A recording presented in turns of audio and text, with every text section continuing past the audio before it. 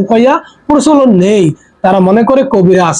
আসলে কবিরাজ মূলত আপনার ইমানকে নষ্ট করবে, কবিরাজ মূলত আপনাকে তাবিজ দিবে, কবিরাজ মূলত আপনাকে নকশা দিবে, কবিরাজ মূলত আপনাকে বিভিন্ন সাত ঘাটের পানি, অমুক দিন নির্ধারণ, তারপরে আদার্স কোনো কাপড়ের টুকরো, কোনো হাঁস মুরগি গরু খাসি ইত্যাদি আপনাদের কাছে চাইবে, সে ওগুলো শয়তানের নামে বলি দিবে, শয়তানের নামে উৎসর্গ করে দিবে।